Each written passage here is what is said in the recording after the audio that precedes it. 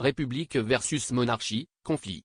4. L'instauration de la République et la guerre contre les monarchies européennes.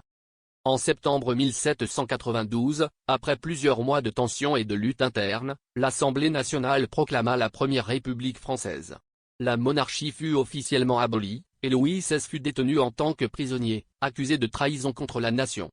Cette décision représentait un tournant majeur, la France passait d'un royaume absolu à une république fondée sur les principes de liberté, égalité et citoyenneté. La proclamation de la République ne fut pas uniquement un changement politique interne, elle eut immédiatement des répercussions sur le plan international. Les monarchies européennes, notamment l'Autriche et la Prusse, craignaient que les idées révolutionnaires ne s'étendent à leur territoire. En avril 1792, la France entra donc en guerre contre ces puissances, marquant le début d'un conflit prolongé qui allait durer plus de 2 décennies. À l'intérieur du pays, la République dut faire face à des menaces importantes.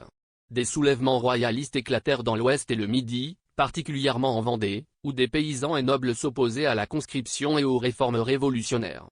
Ces insurrections nécessitèrent une réorganisation militaire et administrative, renforçant l'autorité du gouvernement révolutionnaire centralisé. Dans ce contexte de guerre et de troubles internes, des figures comme Maximilien Robespierre et le Comité de salut public prirent de plus en plus d'importance. Ils défendirent l'idée que pour protéger la République, il fallait éliminer toute opposition interne et mener une politique radicale visant à consolider les idéaux révolutionnaires.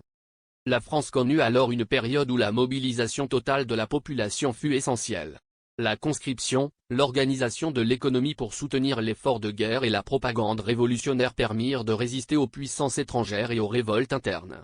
Ces mesures préparèrent le terrain pour ce qui allait devenir le Reign of Terror ou Terreur, une période où les principes révolutionnaires furent appliqués avec une rigueur extrême pour sauvegarder la République.